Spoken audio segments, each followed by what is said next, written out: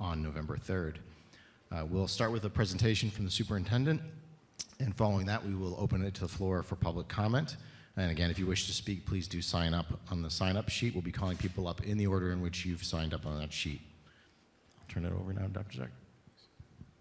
Elizabeth Pauly is going to actually start us off, but I just want to make a few comments to start. First of all, good evening, everybody. Happy Thanksgiving. Thank you for coming out on a cold night and right before vacation. We appreciate it. And thank you to Horace Mann. I think I saw Principal Tully here. Thank you for hosting tonight. I just want to, before we start, I want to highlight the fact that as a school system, we're really proud of the positive momentum that we see across the schools right now. We've seen record improvement in our achievement, our growth. We've seen improvement in our attendance. We've seen improvement in students. Our enrollment has grown in the last few years, and we have no schools that are underperforming, as the state defines underperforming right now. In fact, we have schools in the last few years who have been recognized as schools of distinction for their work. And so I just want to highlight that there's a lot of really positive things happening. We also have really high demand programs like the Carleton Innovation Model, the dual language program at Bentley, our early childhood programs, our early college programs, and all our CTE programs at the high school, just to name a few. I'm sure I'm forgetting some of them. So I want to make sure that we highlight that. What keeps me up at night is the ability to continue to sustain those programs that we know our families want and that are good for our students, and we're seeing and where we see our students thriving and achieving. And so we're faced with having to look at a myriad of ways of trying to balance our budget, and we've had to do that over the last few years. And Elizabeth will talk a little bit about this. And there's our presentation tonight is a little shorter than it was last Monday night, but all the backup information you can find online, which has details about those deficits over time. But with another $4.5 to $5 million deficit that we face this year, we felt it was important to explore the elementary reconfiguration, or the merging of elementary schools, as a strategy to help balance the budget for this year, but also to sustain our work for years to come.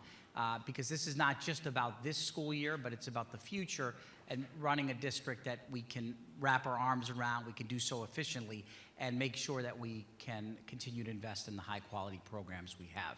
I do want to call out that the consultants who worked with us are here, Dr. Foudy and Dr. Anderson. They were the folks that worked with us to present the recommendations and the large fact base that is available online.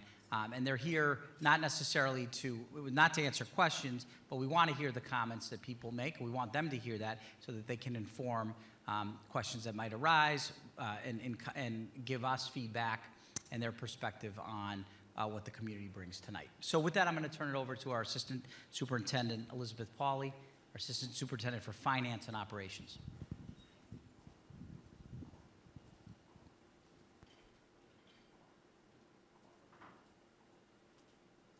Good evening.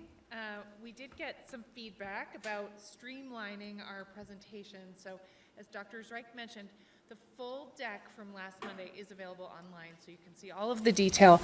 But I will quickly go through where we find ourselves now and hopefully provide enough context for this conversation about our budget.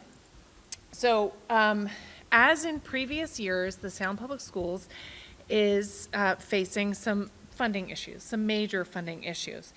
Our costs are rising, and some of those are due to intentional choices that we have made as a district. So, for example, we agreed with our bargaining units that we should pay competitive wages. We want to recruit and retain the most highly qualified educators, and so we did make the choice to increase wages that are competitive with our neighbors and competitive in this region. And 75 to 80% of our budget is people. So when we make those choices, it does increase our costs. We also are experiencing cost increases based on external factors that we cannot control. So rising utilities costs, rising costs for students who have to go out of district for their special education needs, rising costs for transportation. All of those are rising faster than our funding. And so even as it costs more to run our schools, we are not receiving enough funds from the state to keep pace with these rising costs. So at least 2/3 of our funds come from the city of Salem, and that percentage is growing too, because as the state funds are not keeping pace with our rising costs, the demand for funds from the city of Salem increases with each passing year. So as a reminder, we develop with our internal staff, with our stakeholders, with parents, we develop our budget proposal. So, Assistant Superintendent? Yes. They're saying they can't hear you. Oh, you can't hear me? Oh, no. Okay. Is it on? Oh, hold it? Handheld. Okay. All right. If you were there last Monday, you saw that I can't do reading glasses, notes, and microphone. So one of those is going to have to go. And it's not reading glasses. So we work to create the Salem Public Schools budget based on the programmatic needs that we see every year, based on our obligations to our students. We work very closely with the city to identify a percentage increase that can help us meet those needs as best we can for students. And because most of the funding comes from the city of Salem, we work very closely with City Hall to identify what is the highest possible percentage increase for our budget. We bring that budget to this school committee in the springtime. They have public hearings and discuss, and then ultimately approve our budget, send it to City Hall, to City Council for final approval. So that is the process, and if you didn't hear, most of our funding does in fact come from the city of Salem. So as we look ahead to next year, we expect there will be a gap of $4.5 to $5 million. Now, it's still very early, and there are things we don't know. We have some major contracts coming up for rebid, including our transportation contract, so that could change. The size of our gap could change. We also don't know what our Chapter 70 will be. And so Chapter 70 is the main source of state funding for education. It is a formula based on enrollment and demographics of our students. And the formula has been problematic for the city of Salem since about 2019 with the passage of the Student Opportunity Act. And there are two problems. One is the state, through this formula, estimates that Salem is more able to pay for its schools than Salem is actually able to pay. So our share in what the formula says we should be paying, our share has increased, and the state estimated share has declined by 10 percentage points over the last 3 years. So the state estimates that we can pay about 71% of what it costs to educate our students. So that has been problematic for us as costs have risen, and we have been unable to keep pace with that. Among gateway cities, we are expected to pay almost the highest percentage, with only 2 other gateway cities paying more towards their school costs than Salem.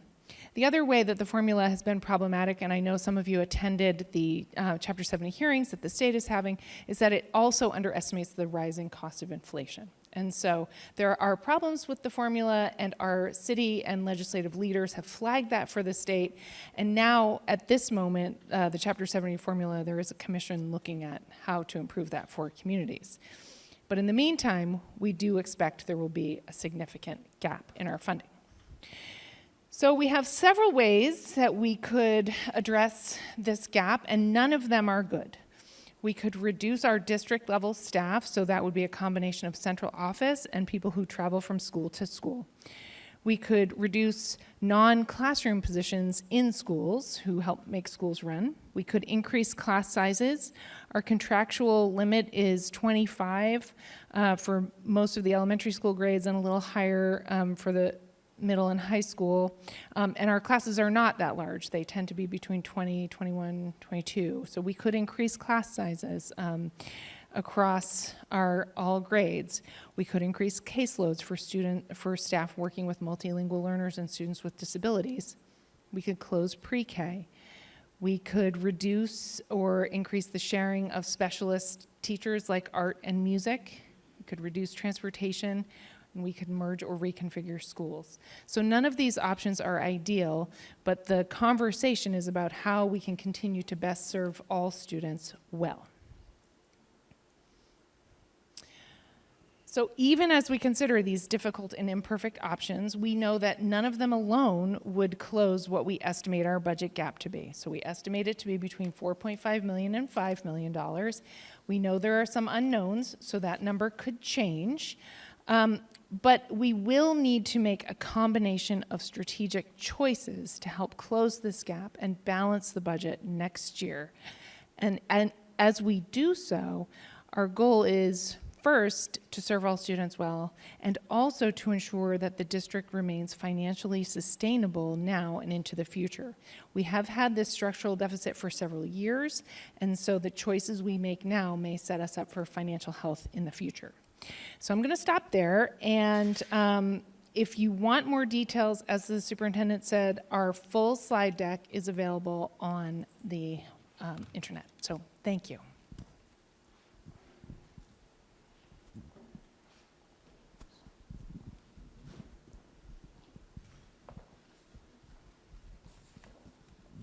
Thank you, Elizabeth. So just want to give you some additional context about the process, and then share some of the questions that we've been receiving and some of our answers to some of the most frequently asked questions and comments we've received. So why reconfiguration? One of the reasons that we've talked about this possibility, and this has been over the last few months, few years, this was an avenue we wanted to pursue when we started to look at the fact that we were running more school buildings than most other towns and cities of our size. It is obviously expensive to run and operate every building. There's a cost that I don't have to tell you all, that, you know, utilities, repairs, there's staffing that go into it.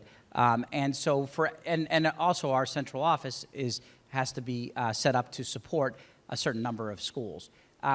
We, as a school district, we're running way more schools, and I'll share this in a moment, than most towns and cities who enroll the number of kids we do, which is almost 4,000 students.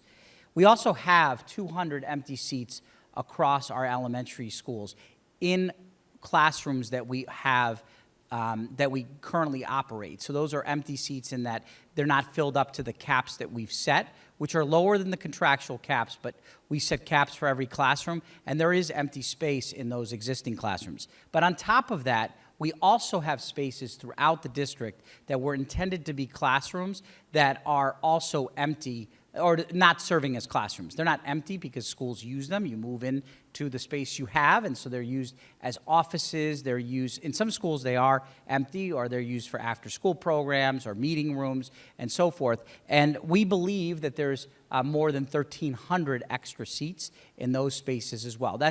That's pulling out all the rooms that are dedicated for music and art, because we want to make sure that those spaces are available when we look at the number of empty seats that we have in schools. So that is quite a bit of room we have across our elementary schools. Even the schools that many think are full are really not full. Schools do a good job of using every space they have for the purposes of serving kids, but that wasn't necessarily their intended use. So by comparison, the average size of a Massachusetts elementary school is 428 students. Okay, you can see in this chart, we do have 4 schools, and this doesn't include the ECC because it's a unique school, but we have 4 schools that are under 320 students. These are in real time, or maybe from 2 weeks ago time, our enrollment. It does fluctuate, but we have small schools. We only have 2 schools that are remotely close to the state average, and that's Witchcraft, which is just above at 467, and then Bates, which is at 412 students. And then, as I mentioned before, districts that have about the number of students we have, on average, have 7.5 schools. We run 11 schools right now. And, you know, some of you know we have 2 small high schools that we operate, and then we run 7 elementary schools if you include the ECC as well. So in this process, our goals entering this was, nobody wants to sit here and talk about reconfiguring schools or merging schools. That is not what gets me up in the morning. It doesn't get anybody up in the morning to do that. That is, we know that this, we're not interested in causing disruption. We're not interested in the idea of like this. I'm an educator. I didn't get into this work to have to merge buildings. But we also have to have hard conversations about the budget, and we have to think.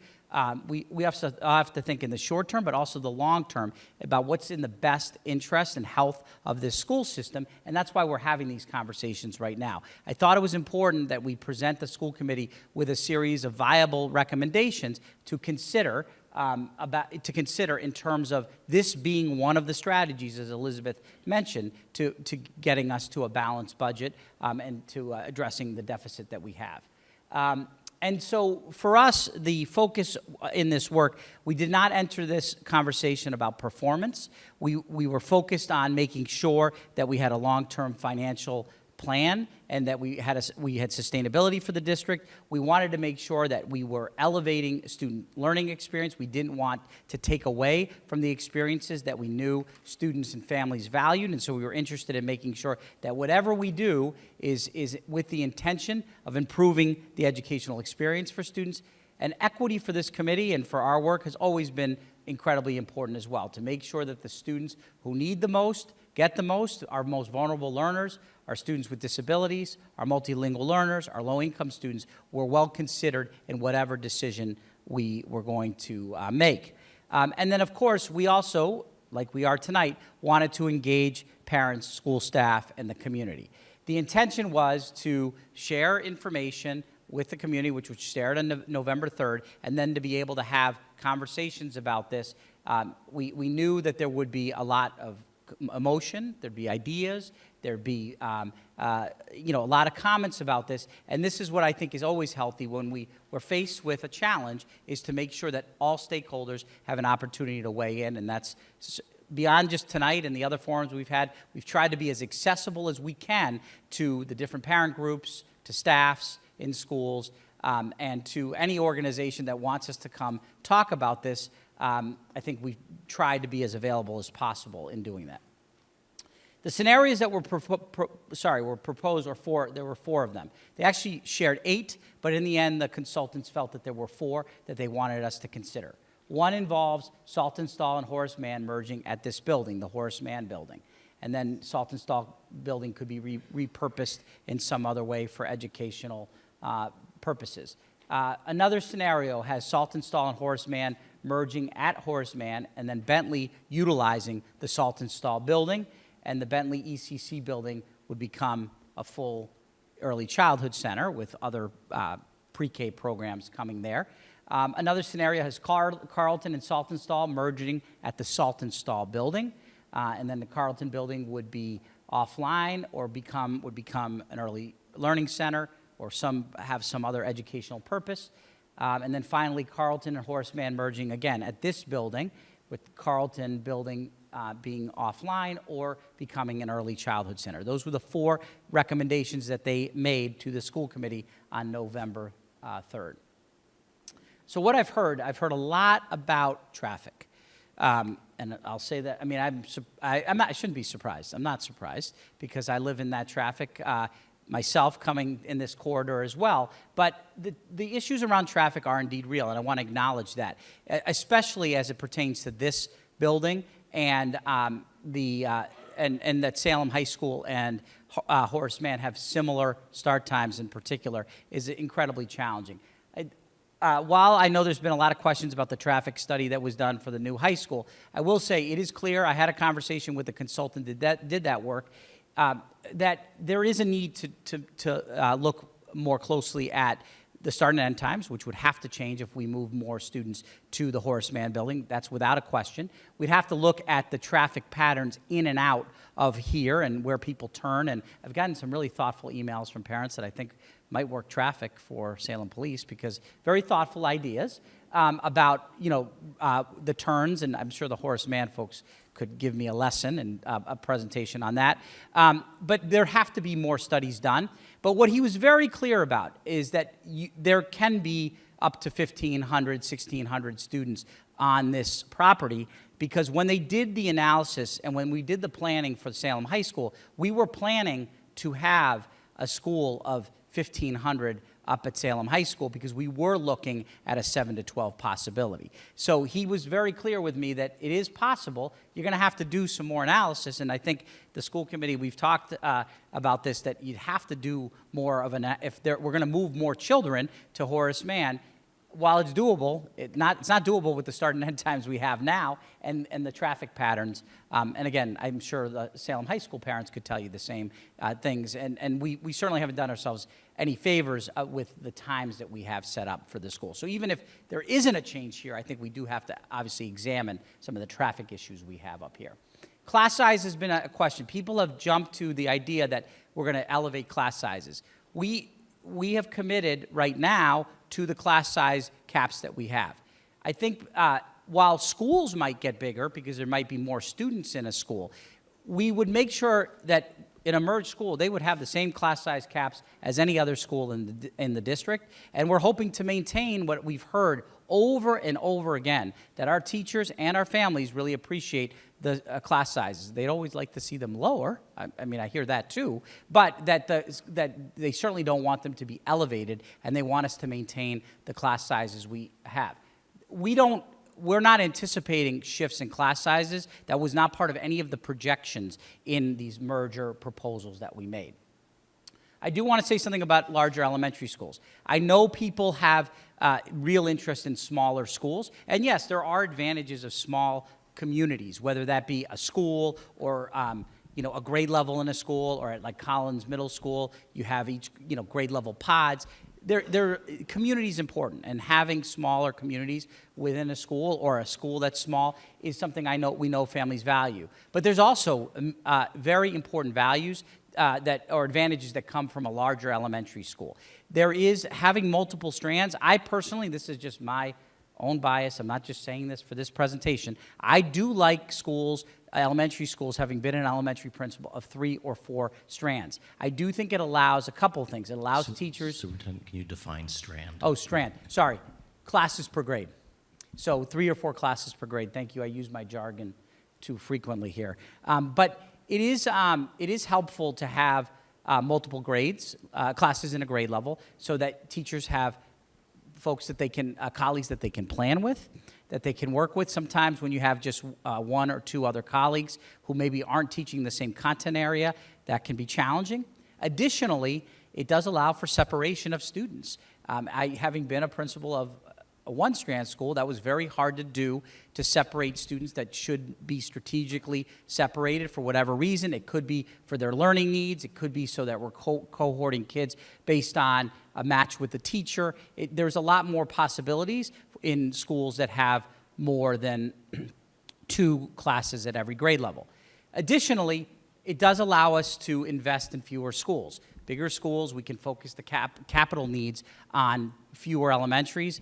The resources can get spread out, the resources that are now spread out can get really focused on just a few larger schools than having multiple small schools across the district. And of course, when you do have a bigger school, you can bring more resources to bear to the school.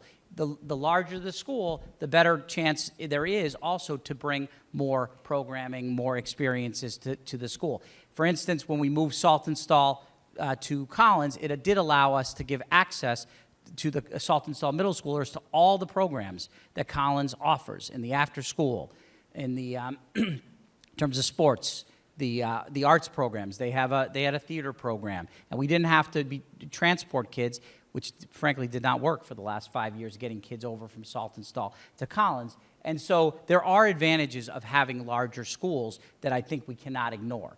People have asked a lot about the learning models, specifically about the Carleton Innovation Model. We've heard a lot of questions. They've also asked about the Bentley Dual Language Program. We're committed to those models. Those are innovation plans that are very unique to Salem, that people have told us loud and clear they want for their children. Staff have chosen to work in those schools. In fact, they voted to support a model that they felt was very important to them. And we know parents are choosing those schools actively. We see that in the data in terms of school choice, that parents want those programs for kids. We're not interested in shifting away from models that are, again, high interest for our community. So I want to be clear about that. People have asked me about choice for families that are not interested in a merger. If a merger were to happen and they don't want their child to go to school across the city, would they have options to, or they don't think that the new school will be a good match for their child, would they have the choice to make other choices for their child? And the answer to that is yes. You know, we have room, as I just showed you before, we do have a lot of room in our schools. We would work with families if they did not want to be part of a merger, and we give first choice to the schools and the families that were impacted. You know, that didn't come out in the initial presentation. I want to make that clear. I've tried to make that clear in the more recent presentations that we've done based on the questions we've got. I'll talk about the timeline and transition to close here. So what happens next? The school committee is going to be discussing a lot of the input that's been received here in the upcoming weeks. We have a school committee meeting the Monday after Thanksgiving, the 1st, and then there is another school committee meeting on the 15th. I think there is still some discussion about what exactly will happen in those meetings, and I think following tonight, the mayor and I will have a conversation, and we'll talk more specifically about what that will look like. But the school committee has yet to deliberate in public about this, and they will be deliberating about this, and I'm certain that there'll be more questions, there'll be more comments from them, more information that they're going to want to receive based on the feedback that we've been hearing over the last 3 weeks since the presentation was given.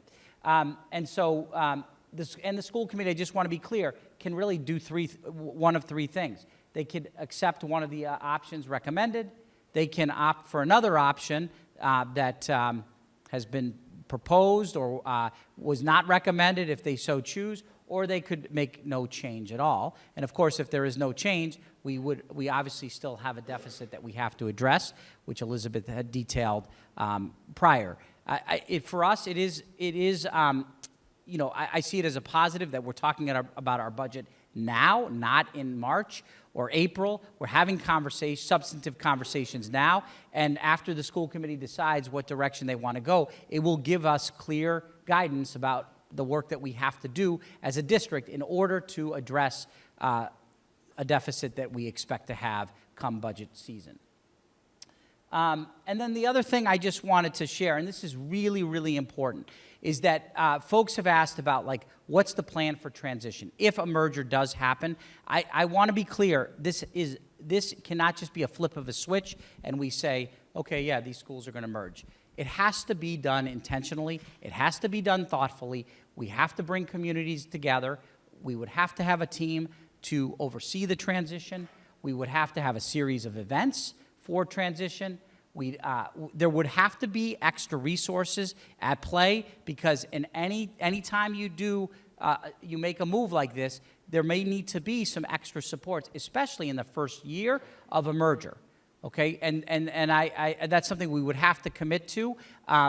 Additionally, I want to be clear that a merger does not impact any of the services for students who are on IEPs or have 504 plans. Those are legal documents. We have requirements to follow those plans, and those would not change. They would have to continue to be implemented in the same way they are now with any merger, and we don't expect to impact any of the substantially separate classrooms, because we have a responsibility to operate the programs that we do. Kids have specific IEPs for the services that they need, and we would continue to honor those. We would want to commit to maintain the unique traditions that every school has.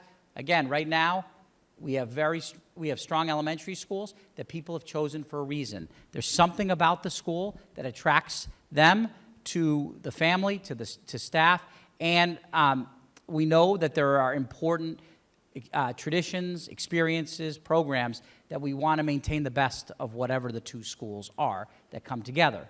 And then, of course, we'd have to hold ourselves accountable to monitoring what this looks like. We'd have to monitor to see if it's working.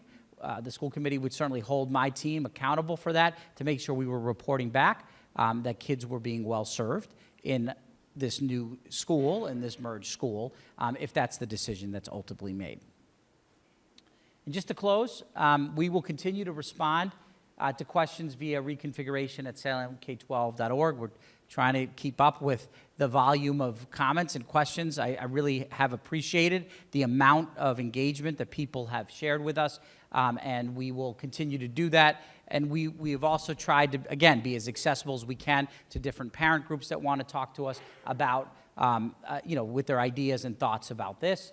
I will just remind you that, as Elizabeth said, behind this presentation is really the presentation we gave last Monday that has more of the details and the specifics around our budget challenges and some of the data that informed this presentation. So with that, I'll turn it back over to the mayor. I want to thank you again for being here tonight, and I hope your families have a happy and healthy Thanksgiving holiday.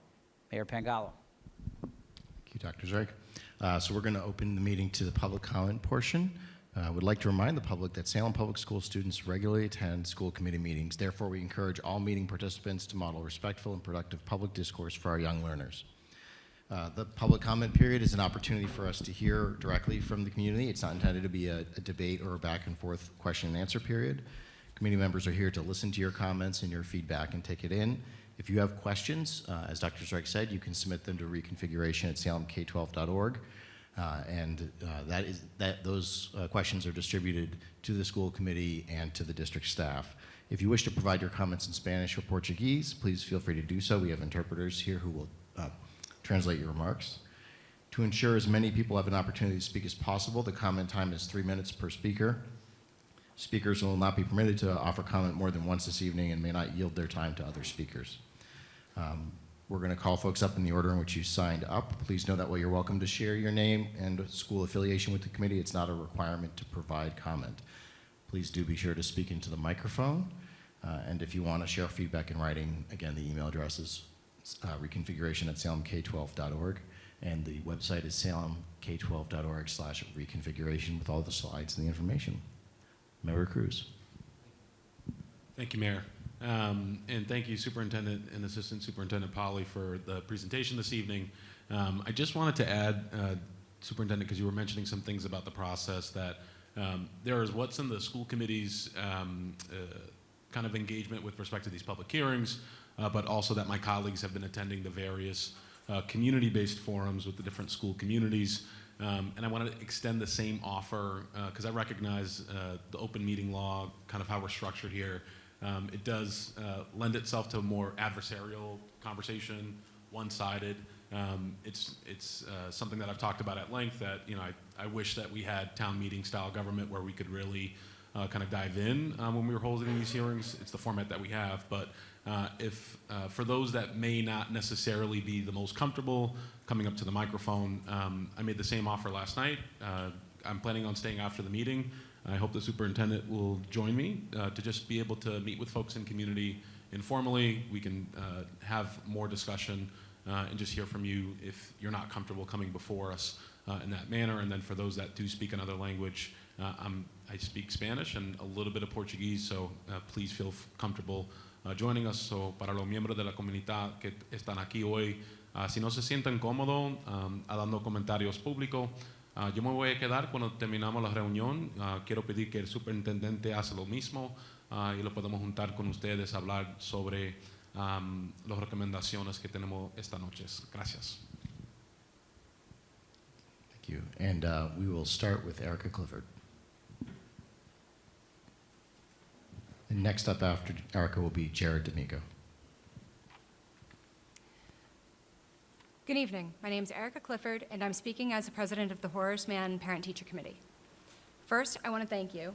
I recognize that this process is complex, emotional, and time-intensive, and we appreciate the work that has already gone into exploring possible paths forward.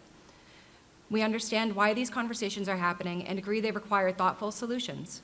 My goal tonight is simply to make sure decisions reflect the real-time operational and physical limitations of the Horace Mann site during the upcoming high school construction. Currently, Horace Mann serves about 318 students. We just saw in the presentation the numbers have changed slightly, but Carlton has 250 and Saltonstall has 272. Under the merger scenarios discussed, Horace Mann's enrollment would increase to roughly 568 to 590 students. For context, the largest elementary school in the district right now has 464 students, and Collins Middle School serves 611. So in practice, Horace Mann would begin operating much closer to our middle school in size than an elementary school. Now, on paper, our building is able to accommodate more students, and we appreciate that the physical space was designed with expansion in mind. But the reality is our location and campus access were not. Right now, Horace Mann and Salem High School share one single entry point for all parent drop-off and pickup, all buses, all staff and visitor parking, and all deliveries and service vehicles. There's no available on-street parking, so every vehicle has to enter through that same narrow roadway. And we all know what September and October traffic in Salem look like. Busy is an understatement. The traffic study being referenced doesn't reflect that lived reality. It was conducted in December, after the peak months of the school year, including October in Salem, had passed. It was also conducted after Salem State University students left for break and during the period when the temporary bike lane markers are removed. All of these timing factors significantly reduce congestion. So while the data exists, it does not represent real-world conditions during a typical school year at full activity. It also assumed Horace Mann would remain in current configuration. 1,500 kids were planned for the end of the construction period, not during it. If the campus is expected to support nearly 600 elementary students while simultaneously functioning as an active construction zone for several years, traffic isn't a footnote. It becomes a core operational and safety issue. Beyond traffic, a school of that size requires administrative staffing and resources scaled to our middle school, not just our next largest elementary school. Protected program spaces, including Stride, pre-K, art, music, multilingual learner support, and intervention spaces, and thoughtful scheduling for recess, lunch, assemblies, and parent engagement. I want to be clear, if a merger happens, our community will show up with empathy, kindness, and partnership. Any school community would be welcome here. That's part of who we are. But values alone cannot solve infrastructure limitations or construction site logistics. So our ask is a simple one. Before a final vote is taken that would lead to a merger at Horace Mann, we're requesting that updated site-specific analysis, including traffic design, construction staging, and operational planning, based on the actual conditions this campus will face over the next several years. Once those realities are included alongside enrollment and budget considerations, we believe the most responsible path forward will become clearer for everyone. Thank you for your time and for your continued commitment to Salem's students and families.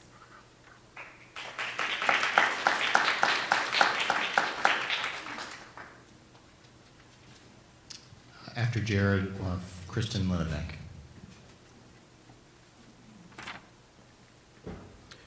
Good evening. My name is Jared D'Amico, and I'm the proud dad of two kind, precocious, and hilarious girls, Bella and Sabrina. Before I get to my comments for the school committee, I want to start with a message for all of the other parents here today. I am so sorry that we have all been thrust into this situation, but I could not ask for a better group of neighbors and friends with whom to share the community I love so dearly. Whether we have one school or 11 schools, I want your kids to get the same education I want for my own two girls, regardless of which school they attend. And I appreciate the immense thought and care so many of you have put into your feedback over this last month. As someone who's dedicated his life to public service, I understand the complexity and stakes of the choice being considered by the school committee. I have led and influenced projects affecting between 2 and 3 million of our Commonwealth's most vulnerable residents. And I believe that here in Massachusetts, our choices at the polls reflect a clear demand for good government. But good government is hard. In situations like this, good government means conducting a thorough analysis of available data and working to understand risks and impacts for key stakeholders. It means developing and sharing a clear and well-articulated operational plan. It means investing deeply in community partnerships where officials proactively seek, consider, and apply feedback from their constituents. But perhaps most importantly, good government means changing course when the data, operational realities, and needs of the community require it. So where are we today? Well, the data tells us that closing a school will save money, but not nearly enough to address the budget gap, especially when accounting for new costs like increased IEPs, transportation changes, and student departures. Current operational planning has not yet shown that the district is ready to make this enormous change in 9 short months without a significant risk of disruption for kids, families, and educators. Throughout the community, families are saying that they feel rushed, frustrated, and confused about which information the committee is using to make its decision. Furthermore, while we know that the school committee is listening, we don't yet know whether or how members are actually going to apply this feedback to their decision-making. To be clear, I think that members of the school committee are good people who genuinely want the best for our kids. I have deep respect for Dr. Reich and his efforts to work within these extreme budgetary confines. I am actually not opposed to reconfiguring schools, even my kids' own school, if it is justified and done the right way. However, I am against bad government. To this end, I implore the school committee to hold another public meeting after December 1st so the community has a chance to respond after hearing members deliberate for the first time. I implore the district to create a reconfiguration work group with parents and educators from affected elementary schools so we can ensure that parents' voices are included in any reconfiguration efforts. And I implore the school committee to prove to its constituents why permanently closing a school on this timeline justifies the risk to our community for limited budget savings. If you believe in good government, like the people who voted for you, now is your chance to prove it. Thank you.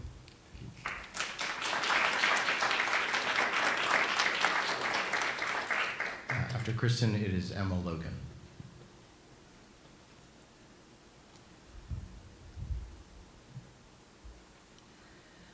I'm the parent of a thriving Carleton student in first grade, or P2. I'm thankful to have found and joined the incredible Carleton community. My daughter is happy, curious, energetic, and loves learning. My daughter also has a complex medical history. She had a stroke at birth. And when a newborn has a stroke, you don't immediately see the impact. Instead, MRI images inform guesses about the future development that may be affected. You learn, you worry, and you wait. As a new mom, I realized this is going to be a waiting game. It also occurred to me, though, that parenting itself is a waiting game for everyone. We're all loving our children, doing our best, and waiting to see what each day brings. We don't know when a new need may present itself, so as we wait, we work. Parents are deliberately forming communities and growing our teams of support each day, including the schools we have chosen. Our support teams keep us calm through uncertainty. They know our kids, and because they know our kids, they can tell us, she had a great day, or something seemed off. They notice behavior changes that lead to referrals for evaluation. They are ready to act quickly after building relationships over years. Hearing families share what they value in their school communities reminds me that Salem is an incredible place. If children are forced to change schools, I believe new communities will grow over years. I worry about the time this will take and the interventions that will be delayed as a result. Delayed intervention delays learning, and lost learning time is tough to make up.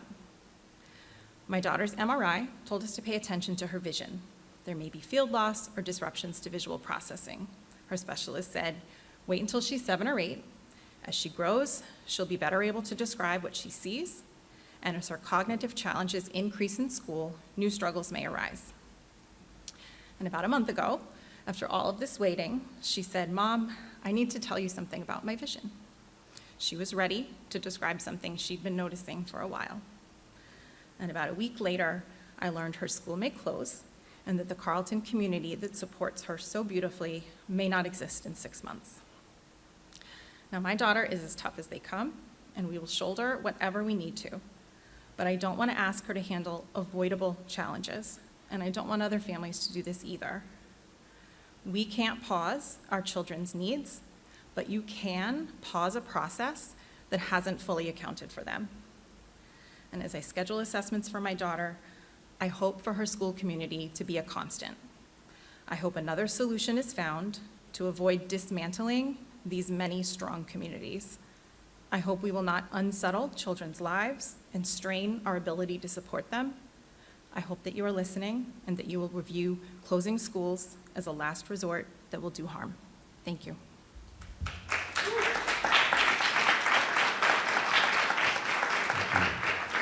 After Emma, it is Heather McLean. Good evening. My name is Emma Logan. I'm the PTC treasurer at Horace Mann, and I have 2 students who attend this school. Before I begin, I want to acknowledge that I understand what it means to manage a deficit and make high-stakes decisions under financial pressure. I don't envy this decision for any of you. I run a department at an academic medical center, and the last few years have been very, very difficult in terms of budgeting, staffing, and doing more with less. So I don't come here pretending that this work is simple or that we have a solution that's going to make everyone happy. And I truly appreciate the time, thought, and effort that all of you have put into this, and clearly listening to the concerns that many members of the community have. That being said, my responsibility as a parent is to advocate for what I feel is safest and most developmentally sound for the children who are going to be living through these consequences. I want to echo what Erica shared, because from the parent perspective, this merger conversation looks very different in lived reality than what it does on paper. At Horace Mann, it works really well because of the scale. The kids here are known by name, by need, by temperament, and this is echoed at many of the schools throughout the district. Relationships come first. The building is sized in a way that allows teachers and staff to actually do the work that we ask them to do. My son is in 4th grade. He has dyslexia and ADHD, and at this school, he isn't overloaded. He's been able to receive individualized support, real one-on-one help, consistent intervention, and of course, you know, it's easy to say on paper that IEPs and individual things are not going to be changed, but how that actually looks in reality can be very different than paper. So when we talk about merging into a school approaching 600 students, which is far above the state average, we're not just talking about hallway congestion or traffic flow, we're talking about the real risk that individualized supports, the supports for our kids, are going to be stretched too thin to be effective. And that raises the question that we still don't have clear answers to, which is, if this plan is meant to take effect next fall, how can we realistically guarantee that the education services and interventions of our kids that they are currently receiving won't be diminished? It doesn't give us a lot of time to actually put into plan effective resources. So I don't need to repeat every data point that Erica laid out. You guys also did a great job looking at all the data. But I want to speak clearly that you know, in addition to the traffic, in addition to the actual relocation of staff, the schedule changes, the breaks, there are a lot of impacts on our students that need to be considered, and the time frame doesn't allow us to do that. So Horace Mann families are resilient. All of the students across the district are resilient, and no matter what, you know, we aren't going to say no to anyone. Everyone community is going to be united and accepted no matter what. However, our ask is specific, that we look at traffic, construction, staging, safety logistics, special education capacity, operational flow, staffing, and program space. Actual realities, not theoretical models. So that is our ask for the school committee as you look forward with this decision. Thank you.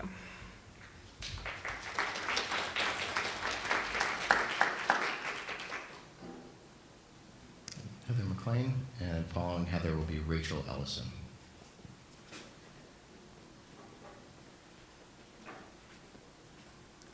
Hi, everybody. Good evening. I'm going to leave that alone. I think I'm loud enough. Yes? Okay, great.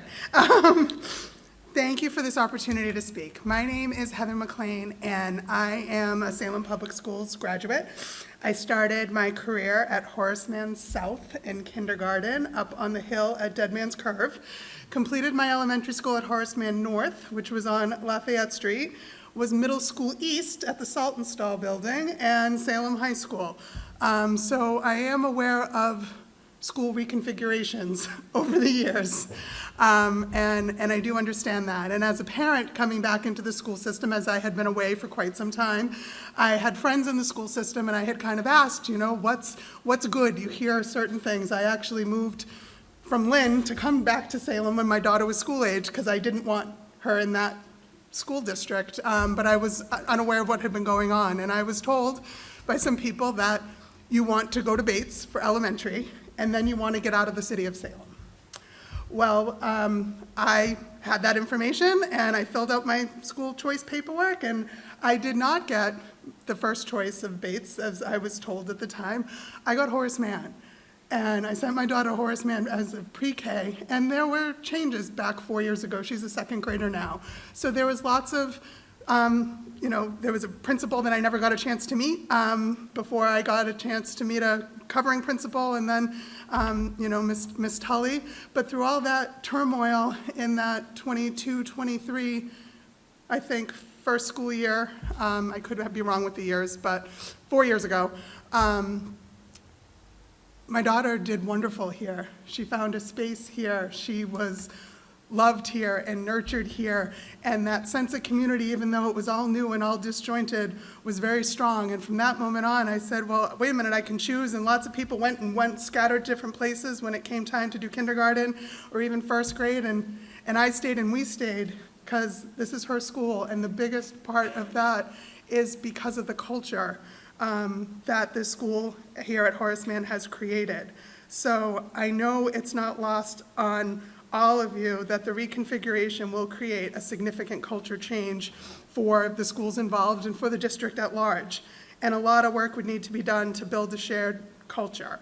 And I want to take a moment to acknowledge Principal Tully and the staff and teachers, administrators, and the PTC at Horace Mann for the outstanding culture that they have built. A number of us parents, because I started with my words, these are now words of another parent who didn't want to be named, but I'm rallying behind it because I believe it. So I can say us, a number of us have seen this strong culture through our children's eyes, and I want to lift that up here. Our children are so proud to be Huskies. They embody the PAWS values, which is an acronym for perseverance, acts respectful and responsible, welcoming and safe. My child comes home with a PAWS slip and a reason why. And I got a message today from Mix J that said your second grader did great in library, and my daughter said, oh, maybe that's why I got my PAWS today, and her sticker was proudly on the top of her water bottle. So they proudly display their PAWS. They enjoy gathering in their dog houses on half days, and they get to interact with classmates in other grades and many other traditions that we have here. Each morning the Horace Mann team, as I'm sure other schools' teams, I'm just not there, so I can't speak to them, but I'm sure other school teams are there outside, rain, shine, sleet, snow. We're kind of like the post office, but they are greeting students and as they arrive, and our children just love coming to school. So I want to thank the Horace Mann team, the PTC, for building this culture and the sense of community, and I want to keep that whether we welcome in other students or not, or however this process goes. So thank you, Superintendent Zweig, Mayor Pangalo, the school committee members, for keeping the importance of culture in mind. I'll spare you from doing the husky howl, but our students do it, and it's infectious, and we just want to keep that going however this works out. Thank you.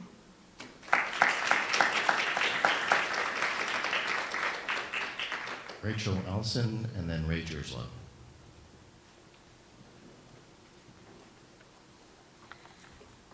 Hi, can everyone hear me? All right.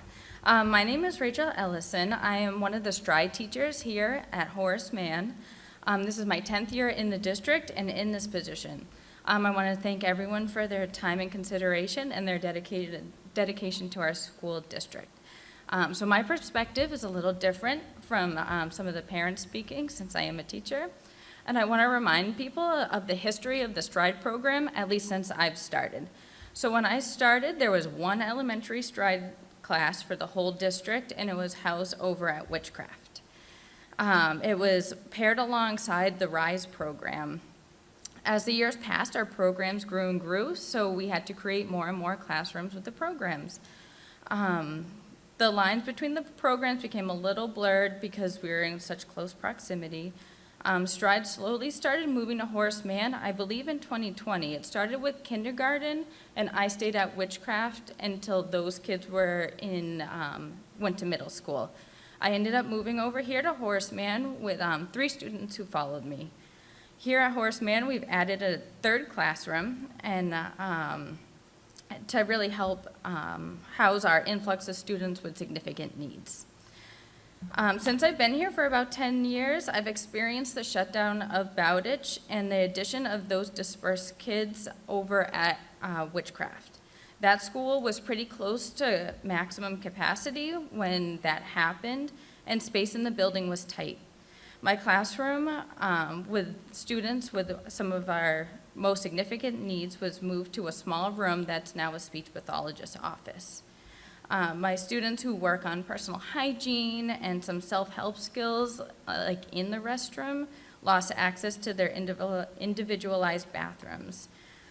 Students in my room and staff were forced to shut down the gen ed bathroom to help students who needed help with limited mobility and additional assistance. We did our best to maintain our students' dignity in front of their peers, but at times it could be difficult. This also meant that the general education boys had to wait the bathroom until we reopened it when staff and students were outside. So that was also time off learning for them. A few years later is when the change went into effect and things have been going much better.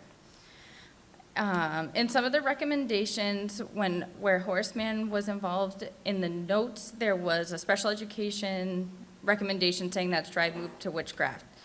I have heard what Dr. Streich and a lot of administration has said, and I'm confident in our administration that Stride will not be moving.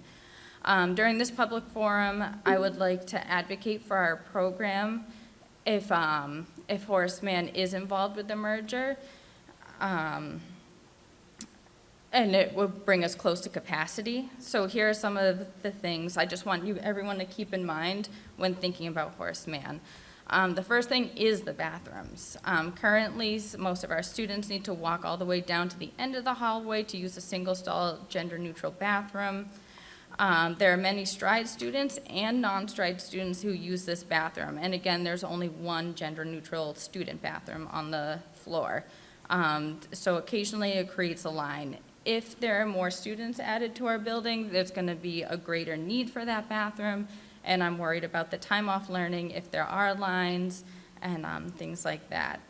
I'm also concerned about space and numbers. I know Dr. Streich talked about the numbers in the building, spaces in classrooms, but I do want to remind everyone that Stride, our classrooms have 6 to 10 kids currently, so it doesn't show a full 20, 22 kids in a room, but that space is needed. Our students have significant accommodations, specialized equipment, and break spaces that take up a lot of that space and that are needed for, oh, I'm so sorry. You're over the 3 minutes. Oh, sorry.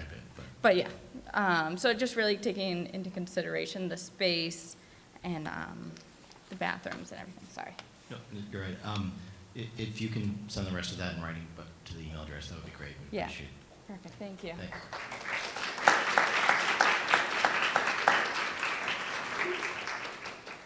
Ray Gerslow, and following Ray will be Megan Stasio.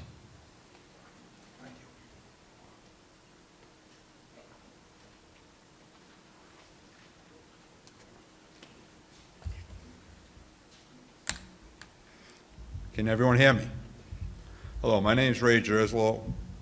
I'm a resident of Salem for over 30 years, and my son and daughter are graduates of the Salem Public School System. And I'm proud to say my son's an aerospace engineer, and my daughter's in medical school on her way to becoming a doctor. So your students with this school system, their possibilities are endless, but you need to help them out and not just rely on the excellent educational staff of the school. With that being said, as future vested partners in the new high school that's planning on being built, I have something to say.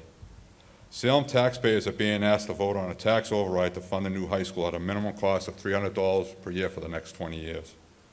Tonight I want to address an issue that has been completely overlooked in the design plans for the new high school that risks leading us into a catastrophic and entirely avoidable mistake that could cost the city far more than anyone is acknowledging. At last Thursday's building committee meeting, I asked a simple question. Has radon been addressed at any stage of the planning for the new high school? The answer was a simple no. That response is shocking. The EPA issued radon guidance to schools in 1994 and updated it in 2023, and here's a copy of that. In the Model Policy 807 publication, the MSBA and the Massachusetts Association of Superintendents recommend implementing a health and safety program that includes specific planning requirements radon. That's this publication. For a project costing hundreds of millions of taxpayer dollars, ignoring a known carcinogen is totally unacceptable.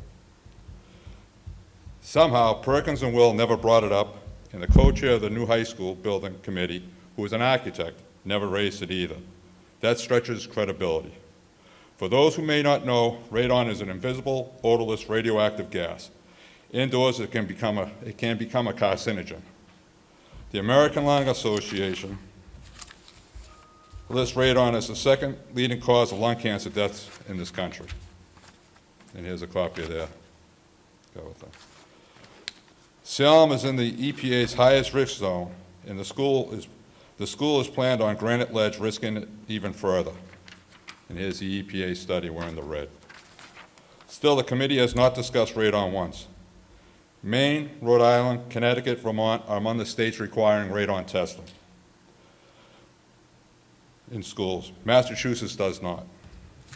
But the state's legislature, 322-page report on green and healthy schools, published this past March, mentions radon over 100 times and states clearly that radon should be considered in the design and construction of new school buildings.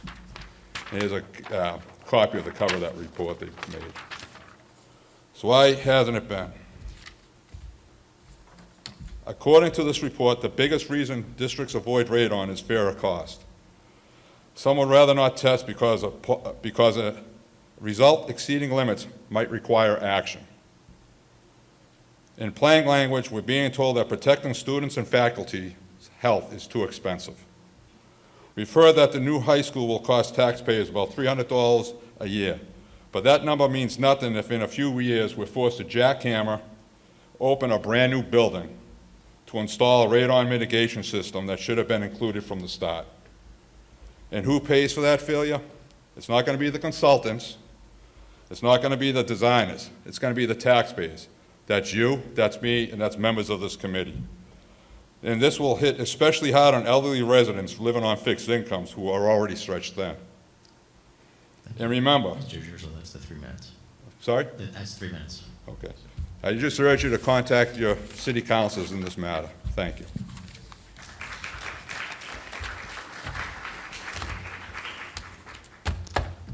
Megan Stasio and then Julia Daroff.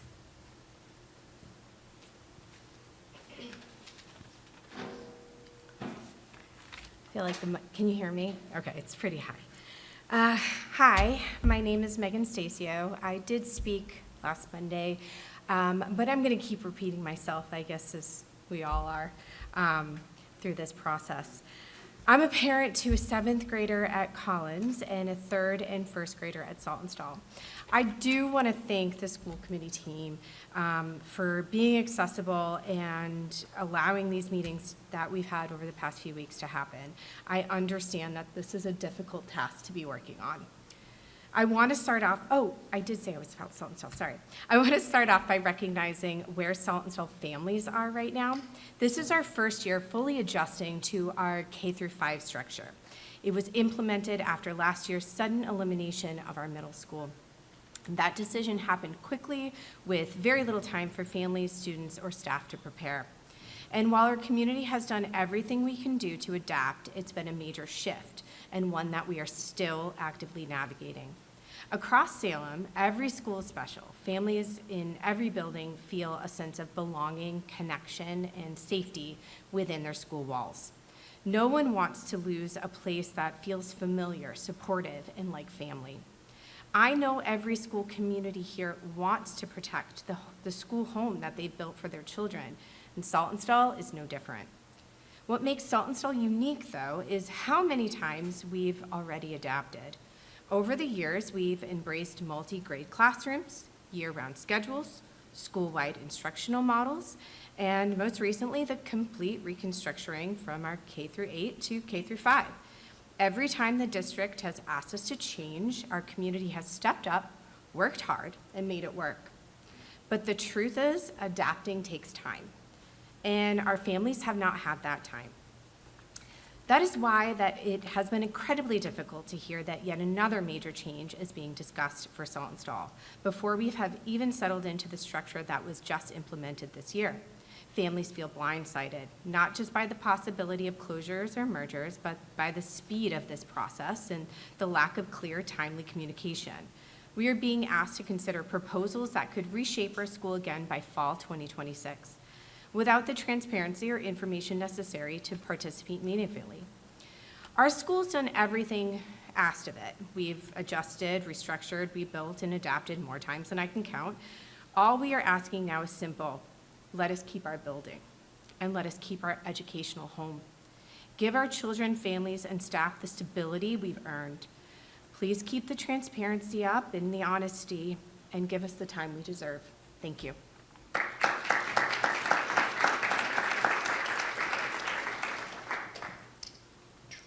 Julia, and then Tim Flynn. Can you hear me? Good evening, and thank you to everyone for being here to listen tonight.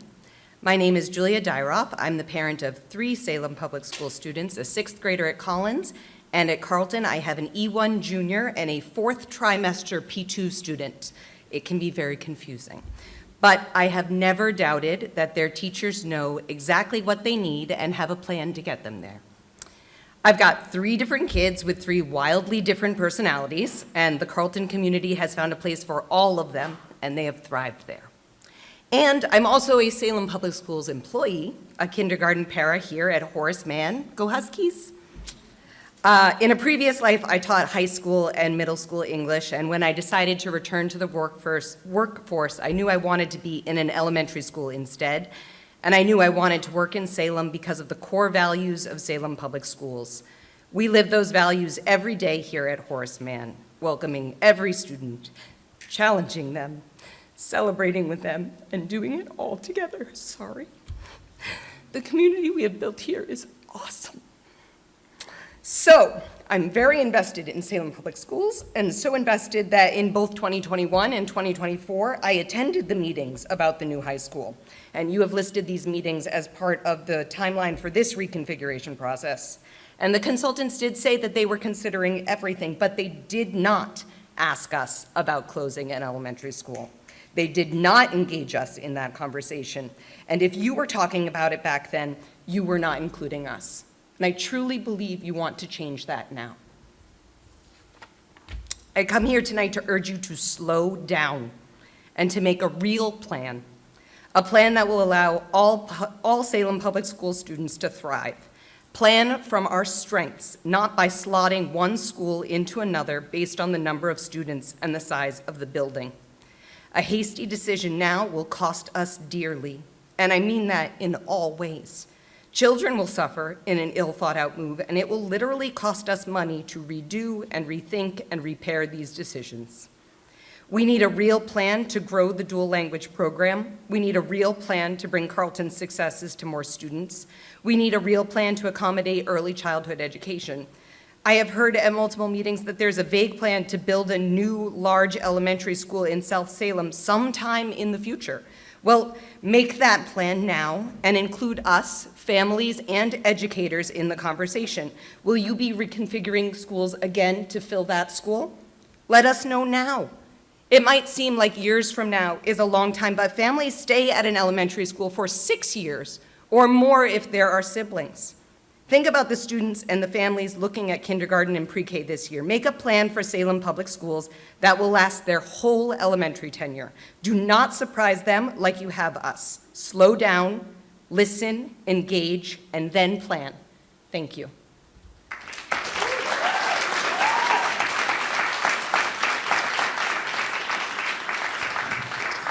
After Tim, it's Wilma Avila.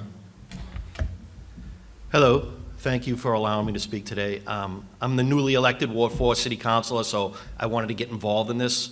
I have 3 children, and my youngest is a sophomore in college, so my children are not being affected by this, but I can give you a couple examples through my experience why I don't think this is a good idea.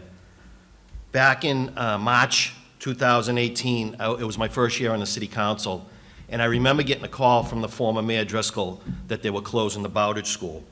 And it was a very stressful time because I had a lot of people reaching out to me because the children, a lot of them were going up to the Witchcraft School, which is in Ward 4. And, you know, I always said for every action, there's a reaction. We had the children that were upset, the parents that were upset of leaving the school, but you also had the Witchcraft students where it really put a strain on them because I heard firsthand from parents and from teachers up there.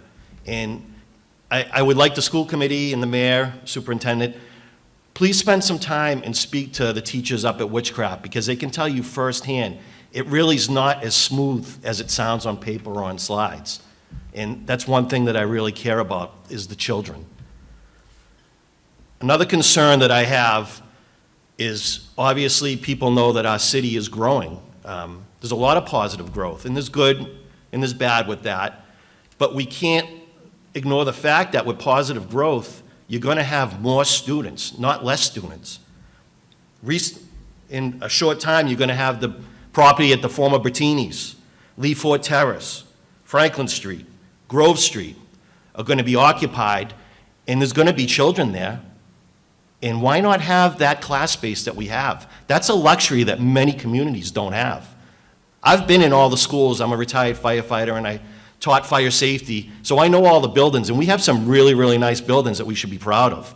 Definitely not look at closing them. One other thing that we got to really, really look at is that I'm sure people know there's a big proposal going on for Shetland Properties. They're talking about 1,200 new apartments. What are we looking at for students there? It's certainly going to have students. They're not going to be all single adults. Do we want to do something like this and get ourselves in trouble when we have something special going on right now? Just a couple things to think about. I went to school at Saltonstall. I have a lot of pride in that school, and I really love that school. My father went there, and my aunts and uncles. And I can remember when I was in 7th grade, it converted over to Middle School East. So I was a 7th grader, older than these students, and I can tell you, I was really stressed out about it. I mean, you have a lot of pride in your school. You really do. And you can hear students from different schools talk about, hey, I'm a Carleton student, or, you know, I'm a Saltonstall student. That means something. And as a parent, I saw my children, the stress on them, as foolish as it sounds, just entering the next grade from 2nd grade, the 3rd grade, the 4th grade. And at Witchcraft, the little tradition is the students go up like a few days before school, and they're looking, who's my teacher, who's this? And there's stress there, you know what I mean? Because some of your friends aren't going to be in your class anymore, and it's a change, and it is a stressful time. And as a parent, you'll see that go on middle school and high school. So I would ask that you consider this, and I support all of you. I think you're doing a good job. But let's slow down and take a look at this before it's too late. Thank you.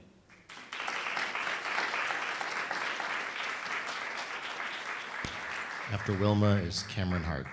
Okay. Hi there, my name is Wilma Avila, and I apologize I don't have like a lengthy, well-organized speech to give, but I just wanted to mention that the traffic is unbearable coming into Horace Mann, and adding the students, it would just be really tough on us, and I think that it's imperative that another entrance is made on Highland Ave. This year, I have a daughter here at Horace Mann, and I have a daughter at the ECC, and Horace Mann starts at 7:30 a.m., and the ECC starts at 8:45. So I have an hour and 15-minute gap between the two of them, and I'm running back and forth from home, trying to get them ready to and from school. Then I have pickup at 12, and then I have another pickup at 2:15 p.m. In a day, I'm in my car for 3 hours daily, commuting just in the city. As a result of this, I was forced to quit my job this year because I couldn't afford adequate daycare and transportation to accommodate this schedule. I won't be in this situation next year, but someone else will be, and that's why I'm mentioning it. I have always said that my kids' education will come first, and I will make whatever changes are necessary to make sure their education comes first, including being involved in my kids' schools, attending all of these meetings and the PTO meetings, and coming to school events such as this one. My father went to school in Guatemala, and he only made it to middle school. He studied in classrooms that were made of dirt. Whenever if he had a pencil and his neighbor didn't have a pencil, he would break his in half and give it to his neighbor. So I think that we also need to see how lucky we are to have all of these special programs that are offered to us and all of the choices that we have. And I also think that we need to focus on, I don't know if Dr. Z, you can put the previous slide about what it is that you guys are actually going to be doing with that you're going to have a committee meeting to make sure. Yes. So what happens next? Transition teams to oversee. Yeah, that one, this one. This is what we need to focus on. Transition team to oversee the merger. The parents need to come together to make sure that these things are happening. Because looking at the budget, it's like if my daughter told me tomorrow, Mom, I want to go to Disney. If I don't have the budget for it, I just can't give it to her. I want to go to Disney. I want to do it, but I can't. And that's kind of how I feel like this is happening. This budget, like the deficit, $5 million, it's a huge deficit. We can't keep operating like this year after year. Something has to happen. It's very unfortunate that all of these families are going to be affected, but this, parents, is what we need to focus on, because gratitude comes, that values, the respect and gratitude, all of that comes from home first. And then we can bring them into our schools. We are going to teach our kids these values and this respect. We're going to tell our kids to welcome the new kids to this school if a new merger happens. So yeah, that's kind of all I want to say.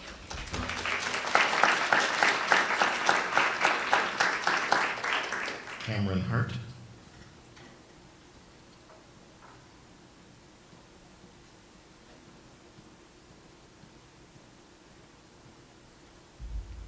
I'm going to start by saying I'm not a big fan of public speaking, but the circumstances, I felt like it was necessary. Good evening, everyone. My name is Cameron Hart. I'm a former Salem Public Schools graduate and also a proud Carleton graduate. I'm currently employed at Carleton, the same school that helped shape who I am today.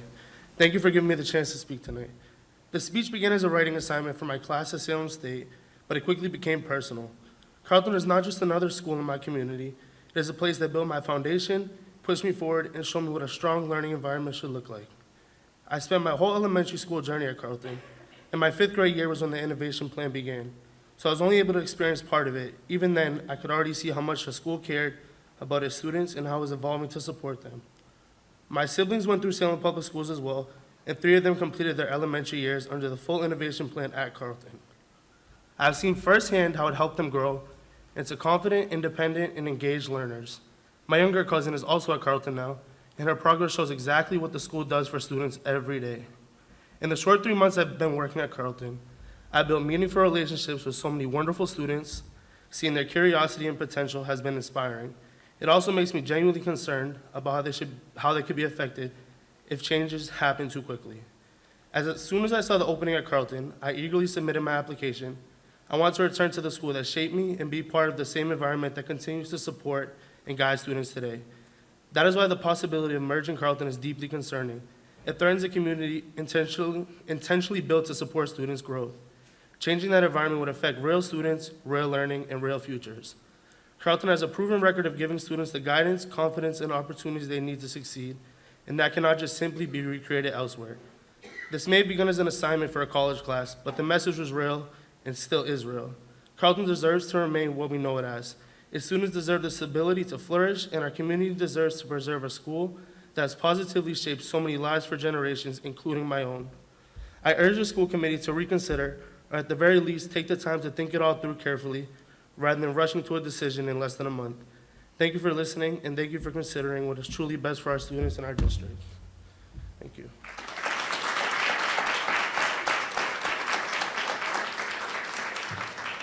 Ted Burnham.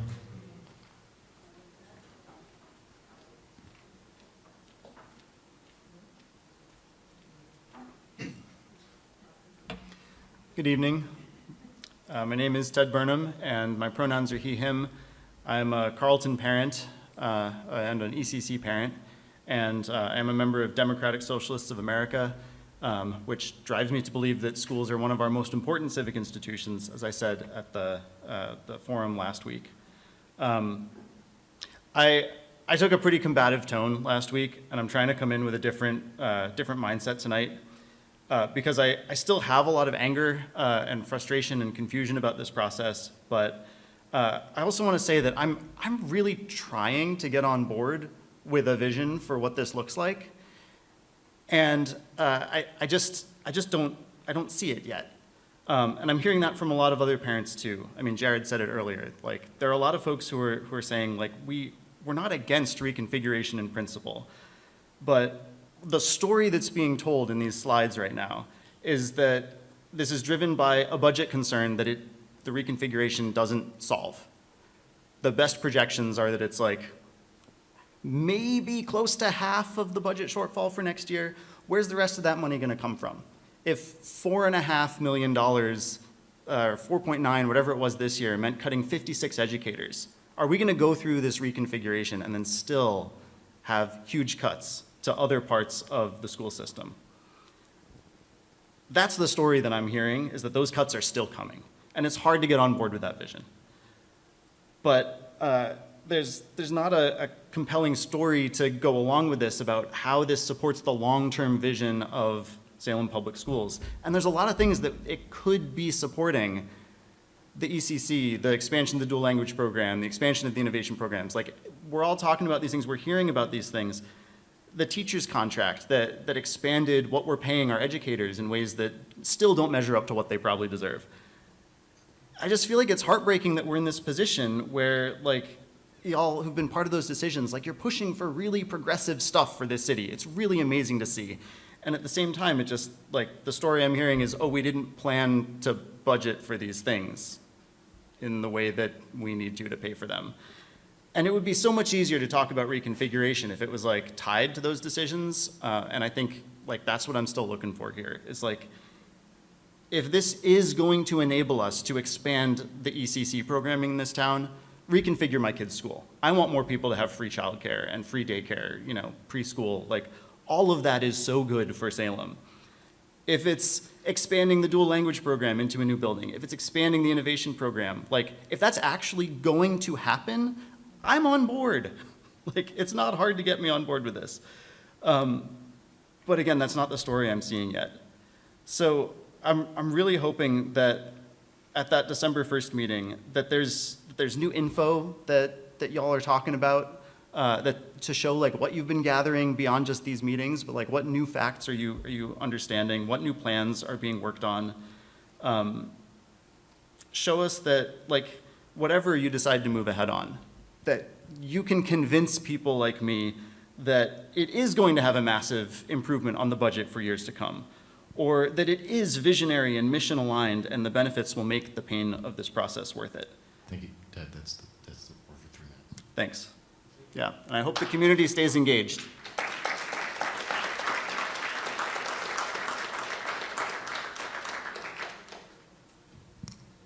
That concludes the public comment. Member Cruz. Move to adjourn. Motion was made by Member Cruz, seconded by Member Cornell. All in favor? Any opposed? Matter carries. We're adjourned. Thank you, everybody.